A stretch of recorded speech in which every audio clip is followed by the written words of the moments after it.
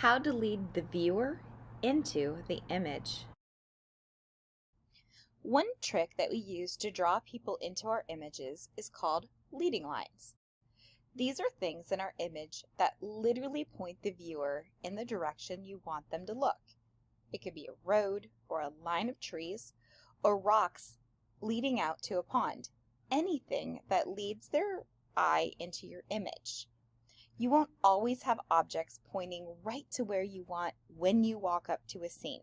So you might have to change your position or search to see if there is some object or some device you can use to lead your viewer's eye.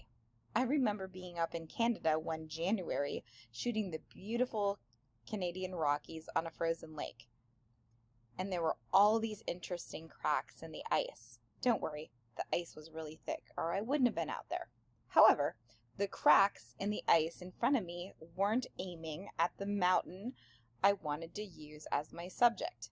So I wandered around on the ice for like 20 minutes until I found a crack leading right towards the mountain. Then I got down really low and positioned my camera so that the crack was right in front of my lens, aiming at the mountain. Sometimes you gotta work the scene to make the shot come together. Avoid distracting bright spots in the background. Our eyes are drawn to the brightest part of an image. We immediately go right there, and then we look at the rest of the picture. Since we know from loads of research that our eyes are going to these bright areas first, we'd better make sure that they're not in the background behind our subject. I cannot tell you how many images have been ruined by a big bright area in the background that draws the viewer's eye away from the subject and onto that spot. You see this a lot in portraits where something in the background behind the subject draws the eye, and it could have been fixed so easily just by changing where the photographer was standing or by just moving the subject. So just add this to your mental checklist of things to watch out for, along with junk sneaking in from the sides of your image. Making more dynamic compositions with the rule of thirds. The classic rule of thirds method of composing your shots is still incredibly popular, despite the fact that it was invented or discovered by a painter back in 1797. Why is it still so popular? Because it works and it's easy.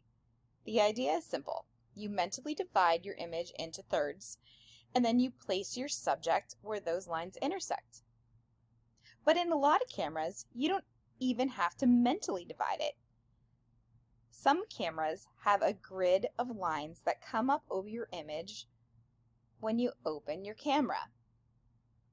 It's already set with the rule of thirds. That's how popular this technique is.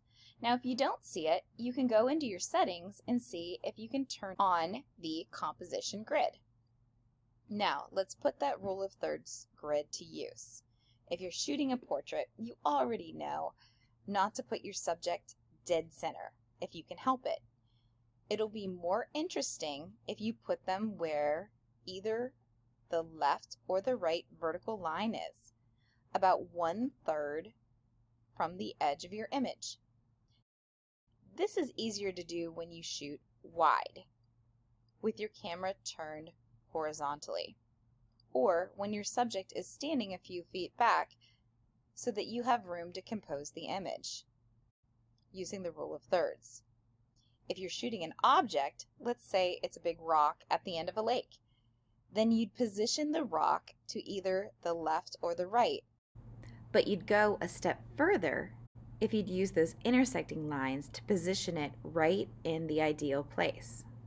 There are 4 places where they intersect, which is handy because your object could be at the top or the bottom of the frame.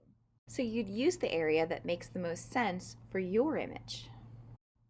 We use this rule of thirds a bit differently when it comes to landscapes, where there's a very specific rule we follow, and it works like a charm. But we'll get to that later. Filling the frame. There's an old saying in photography that's right on the money. It was Robert Capa who said, "If your pictures aren't good enough, you aren't close enough." This concept of getting close to your subject is called filling the frame. It helps you make images look less snapshotty, if that's even a word. If not, it should be. It would make a great name for a punk band. In this instance, I think Mr. Kappa was referring to photographing people. But since it's people that most folks wind up photographing, it's a pretty simple rule to keep in mind. The same thing when you're shooting sports. Don't show us the view we all see from the stands. Get in close. Really close-up sports shots are fascinating. The same with food. The same thing with a lot of genres. Flowers is another, but don't get too close to insects because, well, you know, ew. So think of it this way. If you're in close, get closer. Fill the frame with your subject, and you'll make more dynamic looking pictures.